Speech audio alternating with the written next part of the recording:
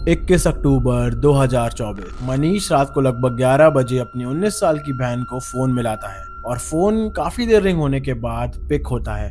पर उधर से जो आवाज आती है वो किसी अनजान शख्स की होती है और जिससे पहले मनीष कुछ रिएक्ट कर पाता उधर से आवाज आती है, गड्ढा थोड़ा और गहरा खोदो। और ये सुनने के बाद मनीष की आंखों के सामने अंधेरा छा जाता है। सोचिए आप अपनी छोटी बहन को ढूंढ रहे हो, उसको फोन मिलाएं और जो आप नहीं सोच सकते उससे भी बुरा आपको सुनने को मिले। तो कौन था मनीष और उसकी बहन का फ़ोन किसने उठाया और आखिरकार उसकी 19 साल की बहन रात को 11 बजे कहाँ थी। नमस्कार दोस्तों, आप सभी का स्वागत है। आई होप आप सब बढ़िया होंगे और नहीं है तो कोई बात नहीं, 2025 आप सबके लिए बढ़िया होने वाला है। तो चलिए इस केस को एक्सपोज करते हैं और जानते हैं इसमें किसकी गलती थी और कौन है जिनके बारे में ये केस है। दोस्ती थे जभी तो इसे कांड हुआ है ना कि मेरे आधार कार्ड पकड़ाया, मेरे आधार कार्ड पिन कार्ड, इसकी मम्मी के आधार कार्ड पिन कार्ड उन्हें जेब में ले करके घूम रहा था। लड़के बेदखल कर रखा है तो अब वो लोग क्यों ढूंढ रहे हैं, अपने लड़के क्यों बचा रहे हैं। बताते थे कि भूत है भूत है, हम पूछते थे भी किससे बात कर रही है तो कहते भूत है खाली। पहले उसकी बड़ी वाली लड़की ने बोला था अगर तू इसके साथ बात करेगी ना, इसके साथ शादी करेगी तो जो हम काट करके ना नाली में बहा देंगे, पता भी नहीं चलेगा तेरे घर वाले को। सजाए दो फांसी के नहीं तो उसके साथ सोला के लेटा के खत्म कर। भूत का के मिलता था, भूत का के मिलता था। तो थाना गए तो मैं बोला जब लड़की से बात नहीं हो रही तो थाना वाला बोला वो अपनी लड़की भागा। कितनी साल की लड़की था तो हम कहलिए 21-22 साल की लड़की है। तो बोला 21-22 साल लड़की के कोई कुछ नहीं करेंगे, दोनों अपना मियाँ बीवी बन के गया होगा। आजकल के लड़की ऐसे कर रहे हैं।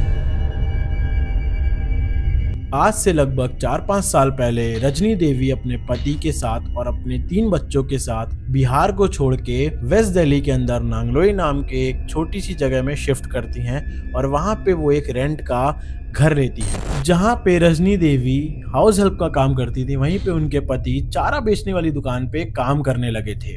उनके तीनों बच्चे स्कूल जाते थे पर फाइनेंशियल प्रॉब्लम की वजह से उनकी बड़ी बेटी सोनिया 10th क्लास तक ही पढ़ पाती है और उसके आगे वो अपनी पढ़ाई को छोड़ के अपने माता पिता की हेल्प करने में लग जाती है। उस उम्र में वो ट्यूशन पढ़ाती थी जिस उम्र में हम सब पढ़ने जा रहे थे और ट्यूशन से जो भी समय मिलता वो अपने माता पिता की हेल्प करती, अपने घर के सारे काम करती और उसके अलावा उसके पास एक और काम था, वो था उसके सपने को पूरा करना। उसका सपना ये था कि वो इंस्टाग्राम पे या सोशल मीडिया पे फेमस हो और उससे मिले हुए फेम के साथ जो पैसा है उससे वो अपने माता पिता के लिए एक घर खरीद पाए। और उसी के लिए जो ट्यूशन से बचे हुए पैसे थे उससे वो एक फ़ोन खरीदती है और इंस्टाग्राम और बाकी यूट्यूब वगैरह पे वो वीडियोस बनाना शुरू कर देती है।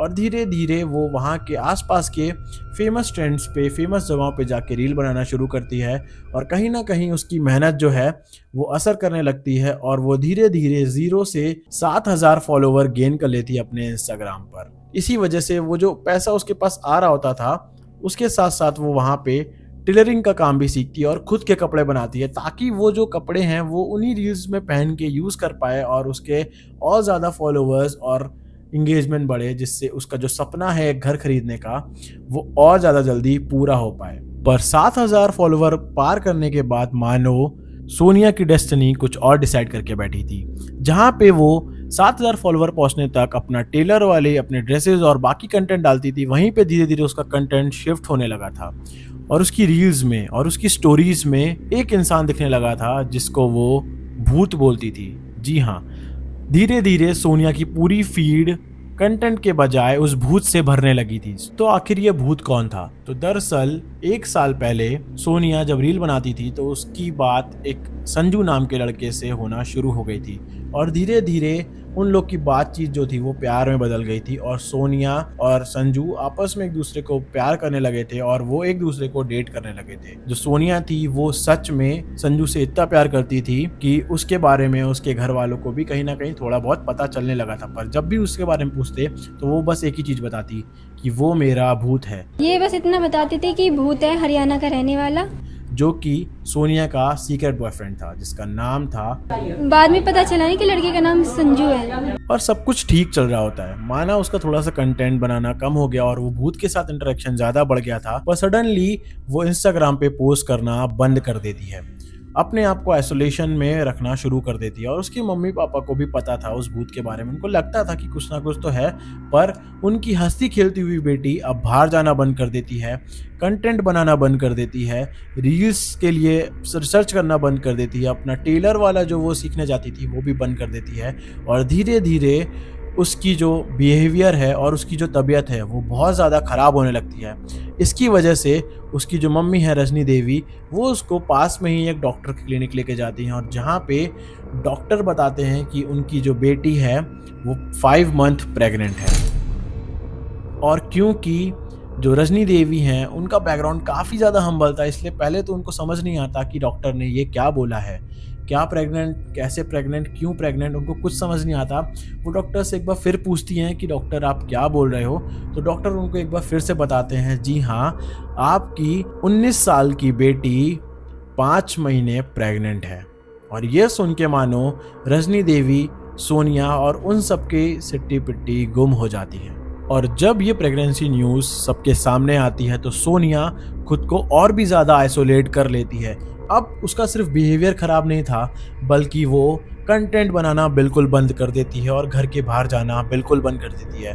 और धीरे धीरे वो रूड होती जाती है और पूरा टाइम बस उस भूत मतलब संजू से ही बात करती रहती है, अपने आप को कमरे में बंद करके। और ये बात उसकी फैमिली को बहुत ज़्यादा परेशान करने लगती हैं। और ऐसे ही करते करते 2 महीने बीत जाते हैं। अब आता है 20 अक्टूबर। अब 20 अक्टूबर को जो सोनिया होती है वो करवा चौथ का व्रत रखती है संजू के लिए। और यहाँ तक सिर्फ व्रत नहीं रखती, बल्कि अपने आप को वैसे ही ड्रेसअप करने लगती है और मानने लगती है कि अब वो एक शादीशुदा है। एक 20 साल की लड़की जो 7 महीने प्रेग्नेंट है, वो करवा चौथ के दिन एकदम नई नवेली दुल्हन जैसे तैयार होके, यहाँ तक कि उस भूत के लिए एक स्टोरी भी डालती है जिसमें वो लिखती है आई मिस यू भूत, और उसको इंस्टाग्राम पे पोस्ट करती है। और वही उसकी आखिरी स्टोरी होती है इंस्टाग्राम पे। और ऐसे ही 20 अक्टूबर निकल जाता है और 21 अक्टूबर की सुबह लगभग 4 बजे वो फैसला कर लेती है कि अब वो रहेगी तो अपने सीक्रेट बॉयफ्रेंड मतलब संजू के साथ। और इसलिए वो सुबह 4 बजे अपना सामान पैक करके अपने घर से जैसे ही भागने वाली होती है, तभी उसकी छोटी बहन उसको देख लेती है। पर जिससे पहले वो कुछ रोक पाती, कुछ कर पाती, सोनिया एक कार में बैठ के वहाँ से निकल जाती है। और लगभग 5 बजे जब उसकी मम्मी रजनी देवी उठती हैं तो वो सोनिया के बारे में पूछती हैं, पर तब उनको पता चलता है कि सोनिया अपने कमरे में नहीं है। और उनकी छोटी बेटी उनको बताती है कि मम्मी, मैंने दीदी को बाहर जाते हुए देखा था, शायद उनके पास कुछ सामान भी था। इस वजह से चिंता के मारे रजनी देवी अपनी बेटी को फ़ोन मिलाने लगती हैं, पर घंटों बीत जाते हैं, फ़ोन स्विच ऑफ रहता है। पर तब भी वो कोशिश करती रहती हैं बार बार। और फाइनली शाम को लगभग 6 से 7 बजे सोनिया का फ़ोन ऑन होता है और उनका फ़ोन जब वो मिलाती हैं तो उधर से पिक होता है। पर इस बार उस फ़ोन के उस साइड पे उनकी बेटी नहीं बल्कि एक लड़का होता है जिसका नाम था संजू। और संजू बोलता है कि अब सोनिया आपसे कोई भी रिश्ता नहीं रखना चाहती है, उसे आप लोग बिल्कुल पसंद नहीं हो, ना ही वो वापस आएगी और ना ही वो आपके साथ रहना चाहती हैं, तो दोबारा फ़ोन मत करना। को मम्मी ने फ़ोन करा होगा लड़के के पास कि मेरी लड़की से मेरी बात करा दो। हमने घर से भगाया थोड़ी है लड़की को, तो वो लड़का कह रहा है कि हम बात नहीं करवा सकते और पहली बात करना भी नहीं चाहती वो, अब तुम लोगों से दूर हो गई है। तो मैंने बोला भाई बात तो करा दे एक बारी। बोला नहीं, बात नहीं करवानी हमारे को। जिससे पहले रजनी देवी कुछ बोल पाती, वो ये बोल ही रही होती हैं कि मेरी बेटी से एक बार मेरी बात करा दो, वो ठीक है कि नहीं।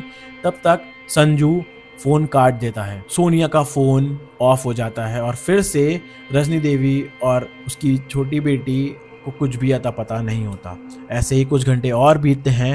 रात के लगभग 10:30 बज जाते हैं। मनीष और सोनिया के फादर घर आते हैं। मनीष उसको फ़ोन मिला रहा होता है। तभी 11 बजे के करीब जब फ़ोन उसका उठता है, तब उस तरफ से जो बात करने वाला इंसान होता है संजू, और संजू के पीछे से एक आवाज़ आती है कि गड्ढा थोड़ा और गहरा खोदो। और इसके सुनने के बाद पूरी फैमिली जो है वो पास में ही जो नांगलोई पुलिस स्टेशन होता है वहाँ जाते हैं। पर पुलिस से हम और आप जैसा एक्सपेक्ट कर सकते हैं, पुलिस ने एकदम सेम वैसा ही किया होता है। पुलिस उनको बोलती है कि आपकी बेटी और वो लड़का अब बालिग हैं, अपनी मर्जी से भागे हैं और इसमें हम कुछ नहीं कर सकते, इसलिए उनको जाने दो और भूल जाओ, अब आपकी लड़की को आना होगा तो आ जाएगी, और ये बोल के वहाँ से भगा देते हैं।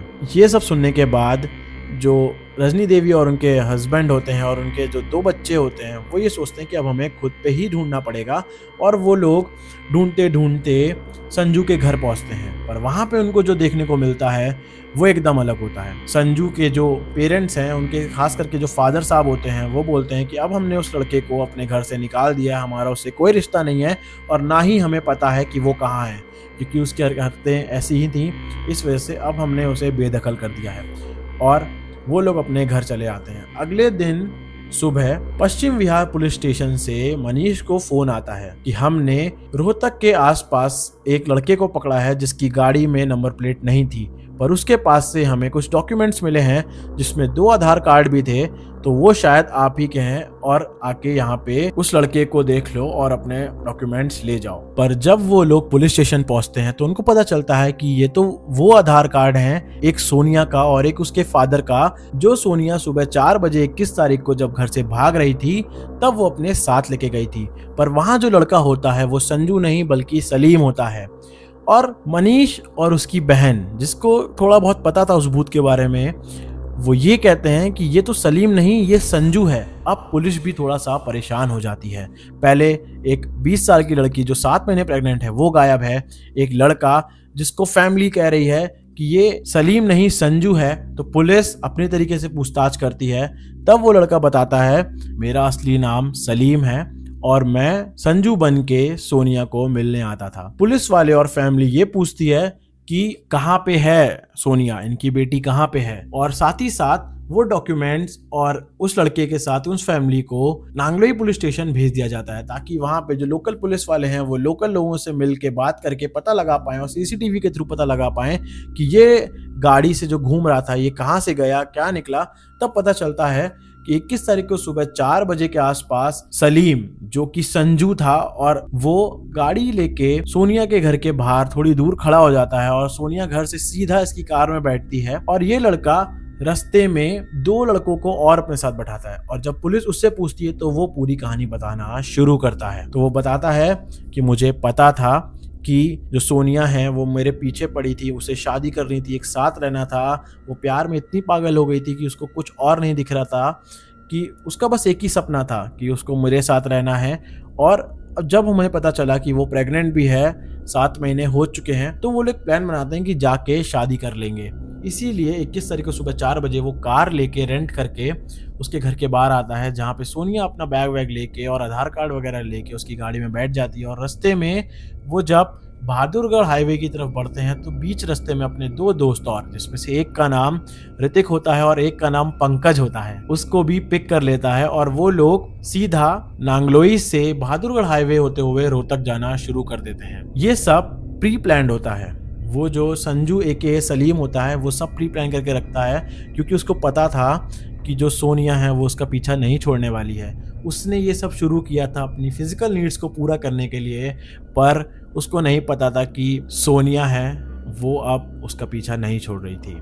इसलिए वो अपने 2 दोस्तों के साथ उसको लेते हुए निकल जाता है रोहतक की ओर और रास्ते में बोलता है कि ठीक है, आज हम शादी कर लेंगे उस लड़ाई के बाद। और वो लोग उसी की खुशी में वहीं पे आसपास एक छोटा सा लाउंज लेके रुक जाते हैं। और वहाँ पे जहाँ पे एक तरफ सोनिया इस खुशी में पागल होती है, उसको कुछ भी नहीं पता होता है, बस उसको मन में एक ही चीज चल रही होती है कि अब मेरी फाइनली शादी हो जाएगी, अब मैं अपने जिससे मैं प्यार करती हूँ और जो मेरा ये बच्चा उसके साथ हंसी खुशी रहूंगी।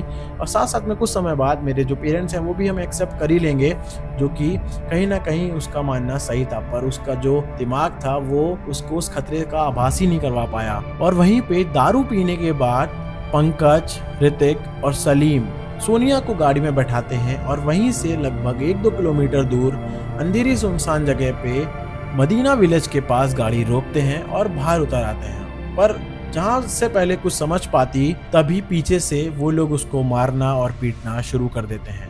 और 7 महीने प्रेग्नेंट सोनिया को वो लोग इतनी बुरी तरह मारते हैं कि वो बेहोश हो जाती है। लगभग बची कुची कसर वो कार के अंदर से एक केबल चार्जर लेके आते हैं और उस केबल चार्जर से सोनिया का गला घोट के उसको हमेशा के लिए शांत कर देते हैं। और उसी समय लगभग 11 बज रहा होता है और तभी मनीष अपनी बहन को फ़ोन करता है और फ़ोन सलीम उठाता है और तभी पीछे से वो बोलता है कि गड्ढा थोड़ा और गहरा खोदो, ताकि हम इसको दफन कर सकें। और वो तीनों लोग वहाँ पे दारू पीने के बाद सोनिया और उसके पेट के अंदर पल रहे 7 महीने के बच्चे को 4 फीट गहरे गड्ढे में दफन करके चले आते हैं।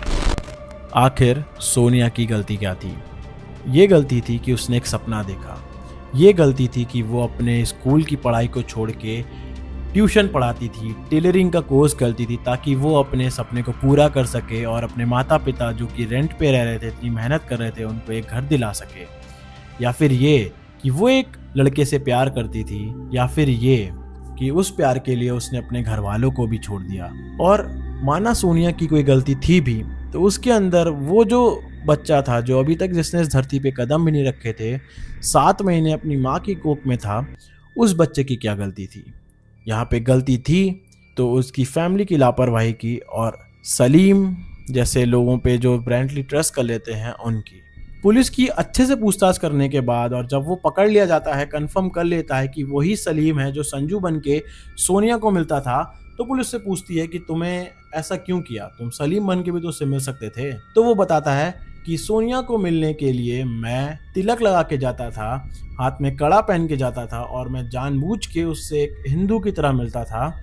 और यहाँ तक कि मैंने उसके साथ सारे हिंदू फेस्टिवल भी मनाए हैं, पर मुझे नहीं पता था कि जो मैं मज़े के लिए कर रहा हूँ वो उसको प्यार समझ लेगी और उस प्यार के चक्कर में वो उस बच्चे तक को गिराने के लिए रेडी नहीं होगी और अपने घर वाले तक को छोड़ने के लिए रेडी हो जाएगी। और इसी वजह से मुझे उसे अपने रास्ते से हटाना था।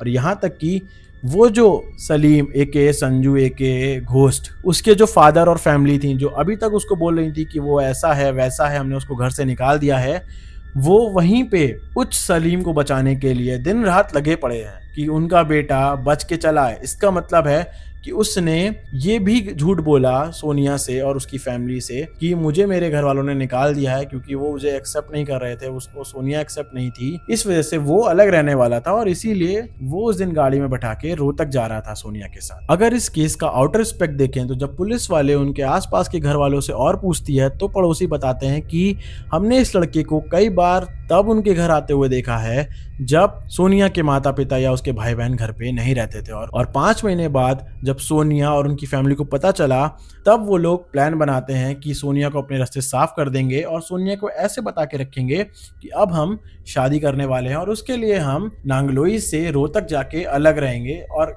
क्योंकि जो ये संजू है इसकी फैमिली बेसिकली हरियाणा की थी, जो कि आसपास ही शिफ्ट हो गई थी, रेंट पे रहते थे ये भी, ताकि ये सोनिया से मिल पाए। और मज़े की बात तो ये है कि सोनिया के साथ ये सब करने के बाद लगभग 5-6 दिन बाद ही वो जो संजू था उसने अपना यूज़र नेम संजू से बदल के सलीम कर लिया था। और ना जाने ऐसे कितने सलीम हैं जो संजू बन के सोनिया जैसी लड़कियों के साथ गलत करते हैं, और ना जाने ऐसे कितने संजू हैं जो सलीम बन के कितनी शायदा के साथ ऐसा गलत करते हैं। तो आप सब अगर ये सोच रहे हैं कि आप जिससे प्यार करते हैं वो आपके लिए सब कुछ है, आप उसके लिए अपनी फैमिली को छोड़ सकते हैं, तो एक बात ज़रूर सोचिए, क्योंकि हमारी प्रीवियस वीडियोस में भी हमने ऐसे केसेस कवर किए हैं, उनको एक्सपोजर दिया है जो अपने पेरेंट्स को छोड़ के, अपने पेरेंट्स को प्रायोरिटी ना दे के अपने लवर के साथ भागे, और उनका अंजाम आप जाके उन वीडियोस में या फिर आपने न्यूज़ में देखा ही होगा, चाहे वो असम की रिया गोगोई डेका हो, चाहे वो कोई और हो। तो आप सब से मेरी यही एक रिक्वेस्ट है कि आप सब सेफ रहें, जहाँ रहें अच्छे रहें, और हाँ अपने घर वालों की बात मानें, क्योंकि 10 में से 9 बार आपके घर वाले आपको हमेशा बचाना ही चाहेंगे। मिलता हूँ मैं आपसे अगली वीडियो में, तब तक के लिए स्टे सेफ, बी हैप्पी, जय हिंद, जय भारत। और अगर आए हो तो चैनल को जाके चेक करो, अच्छा लगे तो सब्सक्राइब करो, वीडियो अच्छी लगे तो शेयर करो आगे, ताकि और ज़्यादा सलीम या संजू ऐसी चीज़ें ना कर पाएँ और किसी की लाइफ में ऐसा भूत पीछे ना पड़े। तो टेक केयर।